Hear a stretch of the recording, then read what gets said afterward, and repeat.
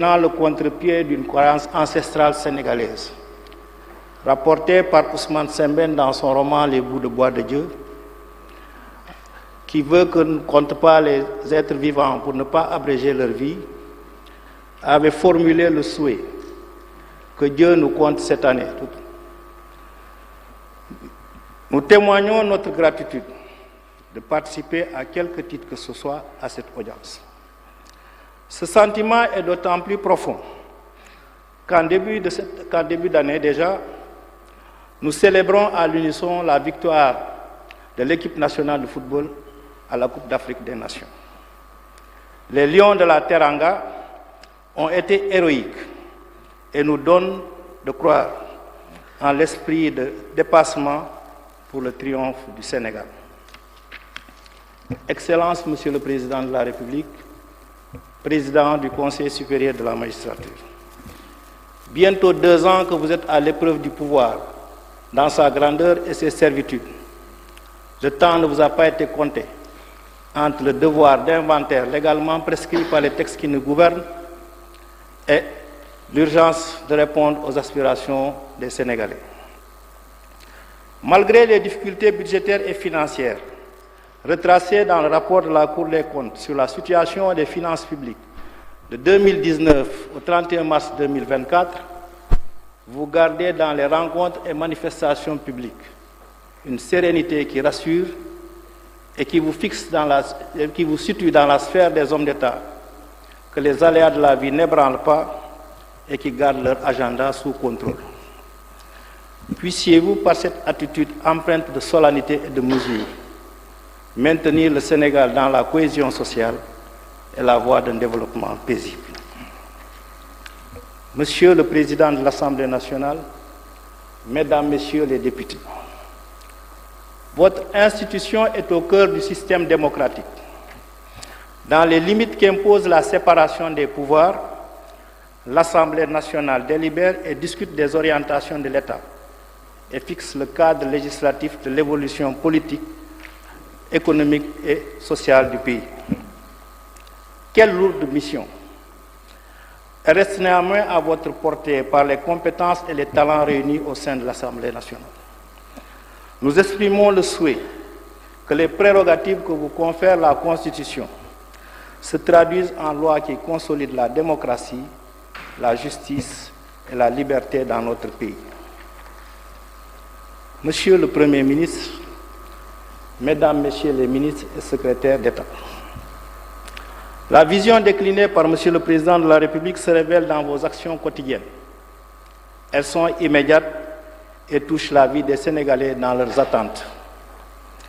Transformer positivement le cours des choses, bâtir un Sénégal prospère et une nation digne, telle est votre profession de foi. Cette ambition est généreuse et ne peut qu'emporter l'adhésion de tout Sénégalais, soucieux de connaître une existence épanouie. Madame le ministre de la Justice, garde des Sceaux, vice-président du Conseil supérieur de la magistrature. Les acteurs de la justice vous souhaitent la bienvenue dans un département loin de vos anciennes obligations professionnelles. Un canevas a été tracé par les réflexions issues des assises du dialogue national sur la justice. Le chantier est vaste, mais avec le regard distant et neuf que vous apporterez aux perspectives envisagées, vous pouvez mettre en œuvre les mesures qui ont fait l'objet d'un consensus et amorcer les échanges en vue de rapprocher toutes les parties dans le but d'édifier un système judiciaire performant. Madame la vice-présidente du Conseil constitutionnel, Madame, Messieurs les membres du dit Conseil, vous devinez notre fierté à vous voir participer à notre cérémonie. Plus qu'une marque de civilité, votre présence nous réconforte. Le Conseil constitutionnel, nous ne le dirons jamais assez, a gagné ses titres de noblesse dans la préparation et le contrôle des dernières élections, préservant par des décisions bien conçues notre système démocratique et la crédibilité du pays au plan international.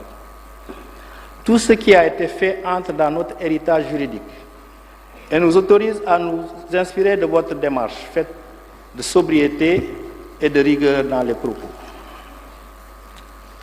Monsieur le Premier Président de la Cour suprême, Monsieur le Premier Président de la Cour des comptes, Monsieur le Procureur général près la dite Cour, Madame, Messieurs les Présidents de Chambre à la Cour suprême, Mesdames, Messieurs les premiers avocats généraux près la Cour suprême, Messieurs les Présidents de Chambre à la Cour des comptes et premiers avocats généraux près la dite Cour, Messieurs les premiers présidents des cours d'appel, Messieurs les procureurs généraux près les cours d'appel, Mesdames, Messieurs les conseillers à la Cour suprême et à la Cour des comptes, Messieurs les avocats généraux près la Cour suprême et près la Cour des comptes, Mesdames, Messieurs les magistrats des cours et tribunaux.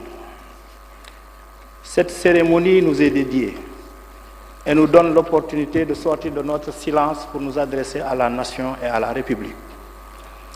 La dignité de notre fonction, qui est celle de rendre la justice, dans la stricte observation des principes d'impartialité, d'indépendance et de respect de la loi, se manifeste dans l'écarlate parée de blanc de nos tenues du jour. Mesdames, Messieurs les autorités civiles, militaires, religieuses et coutumières en vos rangs, grades et fonctions. Nous vous remercions pour l'attention que vous portez à notre travail, particulièrement par le temps que vous nous consacrez aujourd'hui. Soyez convaincus que nous tirons de votre disponibilité et de votre attachement à la justice la force pour tenir ferme la charge que nous confie la Constitution. Monsieur le bâtonnier de l'Ordre des avocats, Mesdames, Messieurs les membres du Conseil de l'Ordre des avocats, Madame la Présidente de la Chambre des notaires, Monsieur le Président de l'Ordre des huissiers, Mesdames, Messieurs les auxiliaires de justice, vous traduisez en actes et procédures les sollicitations des populations en quête de justice. Vous êtes au cœur de l'élaboration de la décision de justice. Un savoir-être hérité de rapports frappés des sceaux de la courtoisie et du respect mutuel, a façonné les relations entre les différents acteurs du monde judiciaire. Nous demeurons persuadés qu'en dépit des divergences dans l'examen des situations portées devant la justice, chacun dans son rôle apprécie à sa juste dimension l'intégrité et les efforts fournis par les uns et les autres pour parvenir à la vérité légalement exprimée.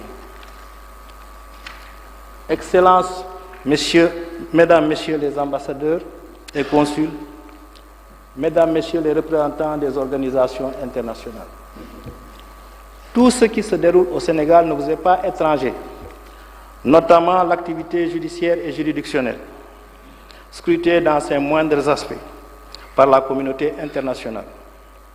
C'est à juste titre, car nous savons qu'en certaines circonstances, les défaillances dans l'exercice de cette fonction peuvent favoriser l'intervention de mécanismes de nature à permettre l'immixtion de la justice internationale dans un domaine relevant par essence de la souveraineté nationale. Fort heureusement, nous nous inscrivons dans la tradition d'une magistrature indépendante, principe affirmé avec vigueur par Monsieur le Premier Président Isaac Foster le 14 novembre 1960 à la cérémonie d'installation de la Cour suprême. Monsieur le Président de la Cour suprême du Bénin, Monsieur le Procureur général près la dite Cour, Mesdames, Messieurs les Présidents de Chambre, nous nous réjouissons de votre présence à cette cérémonie. Elle signe le rapprochement entre nos différentes juridictions qui partagent leurs techniques et méthodes de travail. Un espace communautaire commun nous incite à coordonner davantage nos expériences pour un meilleur usage de nos ressources humaines. Vous l'avez très tôt compris, Monsieur le Président, en vous inscrivant avec conviction dans les échanges en vue de la formation de magistrats et du personnel administratif et technique pour répondre aux exigences fixées dans le but d'aboutir à l'établissement de cours suprêmes idéales. Nous espérons continuer à bénéficier de votre enthousiasme et de votre énergie pour porter vers les sommets prometteurs notre coopération en matière de formation et de bonnes pratiques judiciaires. La composition des membres de votre délégation autorise cet optimisme.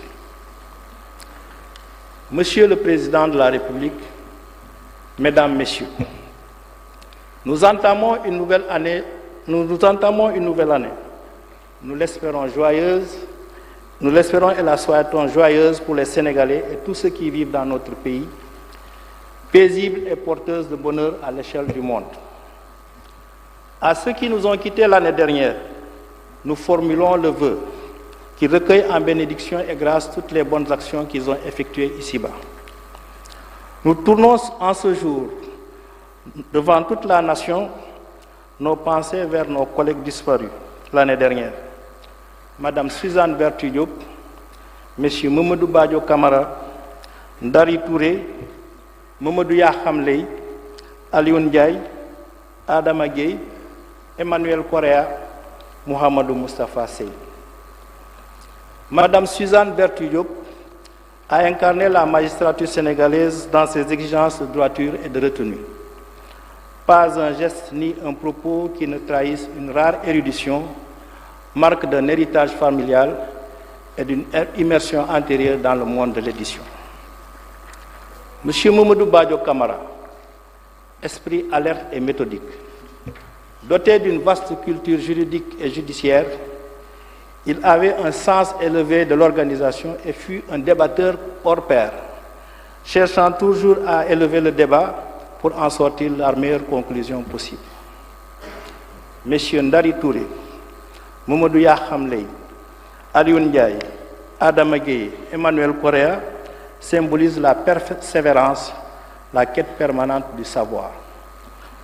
Après avoir embrassé de précédentes carrières, ils ont su se remettre en cause et entreprendre des études juridiques au service de la justice.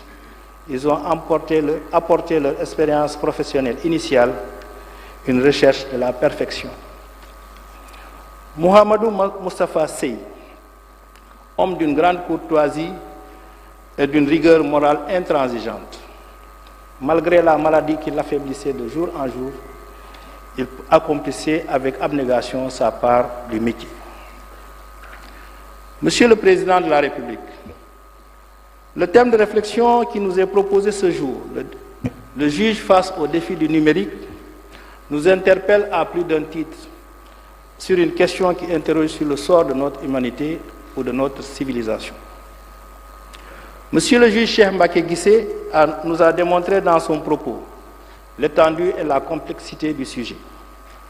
Son travail reflète une approche pluridisciplinaire et laisse entrevoir un esprit doté d'une prodigieuse capacité de synthèse qui a assimilé les grands classiques du débat philosophique éternel et théologique. Qui sommes-nous? Où allons-nous? Monsieur le juge, nous vous félicitons pour la qualité du travail qui ne nous a laissé aucun pan singulier de réflexion.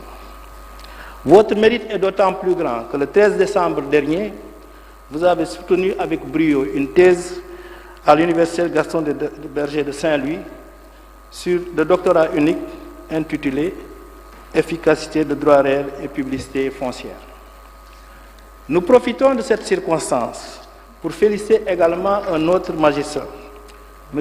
Alakan, président du tribunal d'instance de Mbour, qui a aussi soutenu avec réussite le 4 août 2025 à l'université Cheikh Anta Diop de Dakar, une thèse sur la cessation des paiements devant les juridictions sénégalaises. Messieurs Guissé et Kane ont suivi les pas de près d'une dizaine de magistrats qui portent déjà le titre de docteur en droit des universités sénégalaises et étrangères.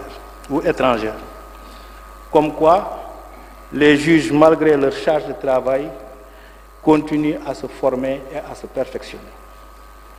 Mesdames et messieurs, déjà 25 ans que nous vivons dans ce 21e siècle dont la survenance avait fasciné, mais aussi suscité peur et angoisse.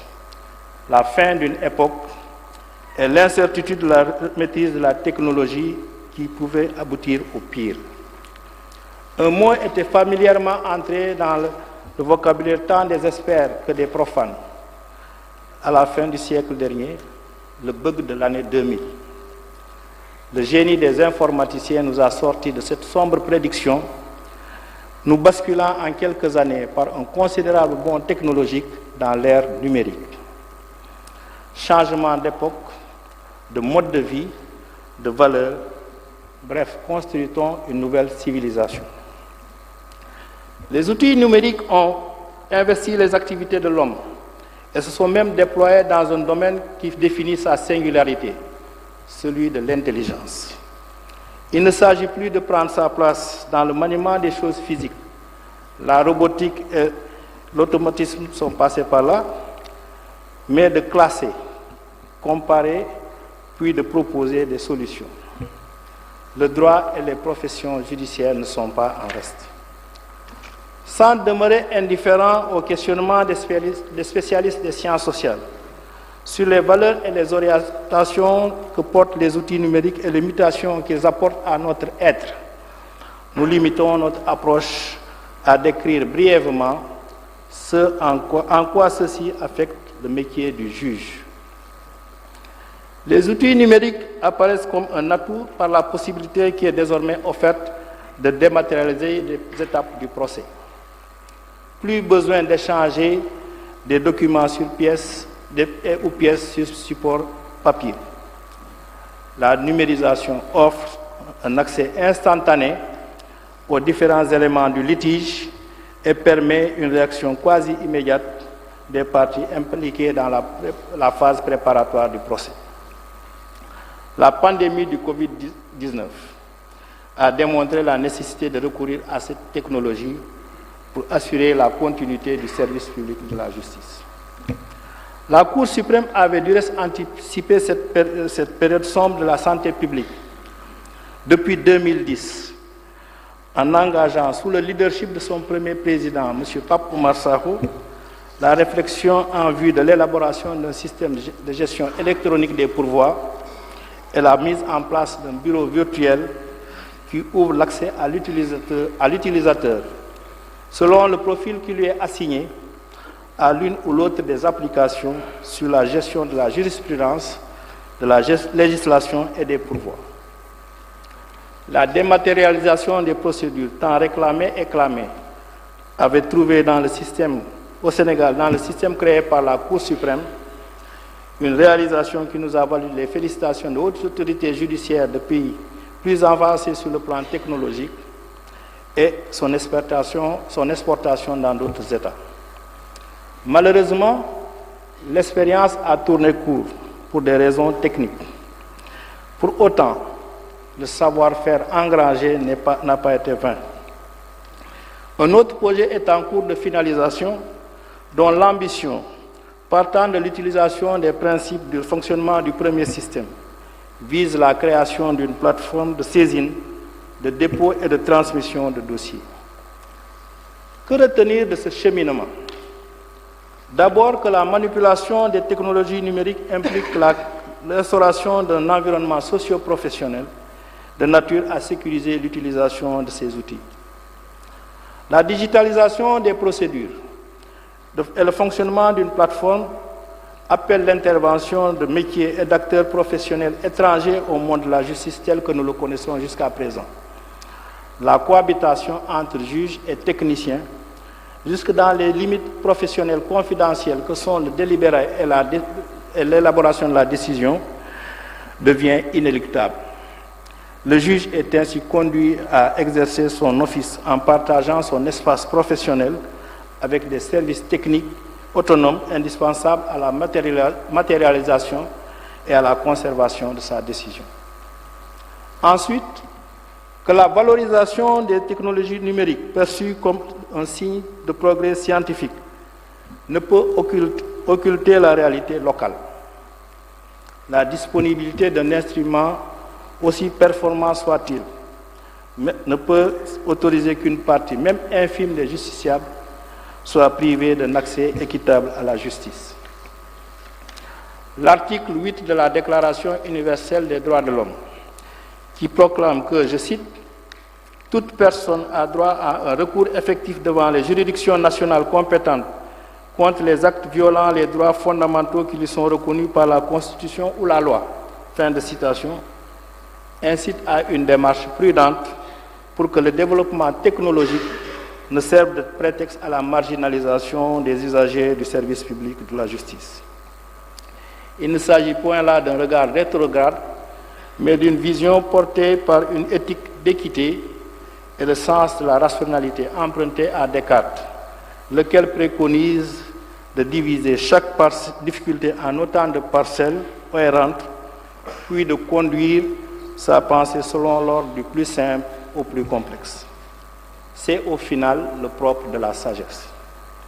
Enfin, que l'urgence et les peurs agitées de toutes parts nous sommes de répondre à cet appel d'air de l'invasion de notre environnement socio-économique et espace professionnel par les systèmes d'intelligence artificielle. Vous avez raison, monsieur le juge, d'émettre des réserves quant à l'émergence de l'intelligence artificielle dans la vie juridictionnelle et à l'usage qui devrait en être fait. La plupart des auteurs qui se sont penchés sur cette question émettent les mêmes réticences. Notre collègue Yann Menasseur, dans son ouvrage intitulé « Intelligence artificielle générative et professionnelle du droit », nous met en garde en soulignant, je cite, « L'IA n'est pas tombée spontanément sur nos têtes de l'arbre de la science. Elle est aussi et d'abord le produit d'une vision politique qui considère comme globalement acceptable le principe de substituer à nos différents types de modalités de prise de décision et de délibération des méthodes issues des mathématiques, de la statistique et des probabilités. Qu'une idée centrale est très bien installée dans nos esprits et se retrouve exprimée tant dans des démocraties libérales que dans des dictatures, les décisions des machines seraient en toutes circonstances bien plus rationnelles et efficientes que les humains, trop soumis à leur passion. Fin de citation. Et si dans son rapport, publié en avril 2025, la Cour de cassation française affirme que l'intelligence représente, je cite, une opportunité et une nécessité, fin de citation, notamment pour les tâches de retranscription d'entretien, la recherche juridique, l'interprétariat et le résumé de dossier. Le document enchaîne immédiatement sur l'exigence du respect des droits fondamentaux, la protection des données personnelles et dénonce l'irruption de biais algorithmiques discriminatoires ou favorisant l'inégalité dans les systèmes d'intelligence artificielle, les risques de dresser des profils des juges. Aux réserves énumérées ci-dessus doit s'ajouter la méfiance quand l'idée d'une justice prédictive est agitée. La justice est humaine ou elle n'est plus justice. Le juge, par sa conscience et son discernement, donne sens et vie au droit. Monsieur le Président de la République, les échos de la réflexion organisée en 2024 sur la justice résonnent encore dans nos esprits. Son fonctionnement a été ausculté et sans limite, et de vives critiques ont parfois été adressées aux personnes qui l'animent. Nous assumons humblement notre part de responsabilité dans les insuffisances et les manquements entre les résultats escomptés et ceux produits. Nous persistons toutefois à croire que les magistrats sénégalais sont bien formés, très compétents et conscients de leurs devoirs. La preuve nous en est donnée par les demandes régulièrement présentées par les instances ministérielles et administratives pour bénéficier de leur expertise. Au plan international, Cour pénale internationale, Commission africaine des droits de l'homme, notre collègue le conseiller Idrissa Sow en est le président. Cour africaine des droits de l'homme, des magistrats sénégalais occupent de hautes fonctions, non pas pour convenance diplomatique, mais en raison de leurs compétences. Nous en avons une illustration vivante avec notre compatriote, M. Mandiaye Niang, procureur adjoint à la Cour pénale internationale, qui a accédé à ce poste à l'issue d'une rigoureuse sélection. Nous lui manifestons toute notre solidarité face aux sanctions que lui et certains de ses collègues subissent pour avoir fait leur part du métier. Nous dénonçons et condamnons fermement ces sanctions. Le Sénégal et vous, représentants de la communauté internationale ici présents, devez vous engager à réparer cette injustice. À l'échelle nationale, les magistrats montrent tous leurs jours leur ardeur au travail. Comment comprendre le fonctionnement d'une cour d'appel avec 5 ou 6 magistrats si ceux qui y officient n'acceptaient pas de se démultiplier pour assurer une charge de travail sans exigence du respect de leur grade? Nous soulignons qu'une cour d'appel devrait au siège comporter au moins 5 chambres composées chacune de 3 magistrats, soit au total un effectif d'au moins 15 magistrats. Comment ne pas tomber sous l'admiration des juges d'instruction qui croulent sous le nombre de dossiers à traiter avec le risque d'encourir prescription et éventuellement sanctions disciplinaires? Comment ne pas penser à ces juges du tribunal du travail qui s'activent au quotidien à compulser et à analyser plusieurs documents afin de répondre judicieusement aux demandes pressantes d'un travailleur en conflit avec son employeur? Comment ne pas admirer la capacité d'écoute des juges des chambres criminelles, de la grande correctionnelle des flagrants délits, qui officient jusqu'à des heures tardives, parfois au petit matin, sans perdre leur calme? Comment ne pas saluer l'attention que portent les juges de la famille, de l'enfance en difficulté, pour rétablir l'équilibre et la tranquillité de personnes, d'esprit d'hommes et de femmes, en souffrance dans leur vie familiale ou matrimoniale? Comment ne pas reconnaître la disponibilité des magistrats du parquet, contraints de vivre en permanence avec un téléphone pour rester joignables à tout moment, recevoir des informations sur tout ce qui peut troubler la quiétude publique dans leur ressort territorial et orienter les enquêtes pénales? Comment ne pas encourager ces magistrats officiant sans récrimination dans des bâtiments vétustes et délabrés? Enfin, comment ne pas s'émerveiller devant tant d'efforts fournis par des générations de magistrats qui, sans relâche, ont posé les fondations de la justice sénégalaise, l'ont consolidée en partageant leur savoir dans la formation, dans la distribution de la justice. À tous, nous disons bravo et merci, ils méritent de la nation. Défis numériques, avancées technologiques, quels que soient les qualificatifs accolés à notre profession, nous sommes des magistrats soumis à la seule autorité de la loi. Déjà en 1970, à la cérémonie solennelle de rentrée des cours et tribunaux qui marquait le 10e anniversaire de la Cour suprême, issue de l'ordonnance numéro 77 du 3 septembre 1960, portant loi organique sur la Cour suprême, Monsieur le Premier président Kéba Mbaye nous rappela en citant le président Senghor, pour l'équilibre et la paix dans la cité, il faut que le droit et la justice règnent. Et de poursuivre, la notion de société implique la notion de justice. 1 an auparavant, il avait magnifié le magistrat en ces termes. Je cite, « Le magistrat que je connais bien, celui qui a ma sympathie, c'est le serviteur fidèle de la loi, bien que resté attentif au réel. Il est compétent parce que courageux dans l'étude et la recherche. Il est indépendant parce que s'abstenant de toute identification avec une quelconque portion de la société, tenant toujours la balance égale entre le pauvre et le riche, entre le puissant et le pauvre air. Sa vie est pleine de dignité, mais il n'en demeure pas moins simple et modeste. Il est farouchement honnête et n'est sensible ni aux promesses et menaces du pouvoir, ni à la démagogie des foules.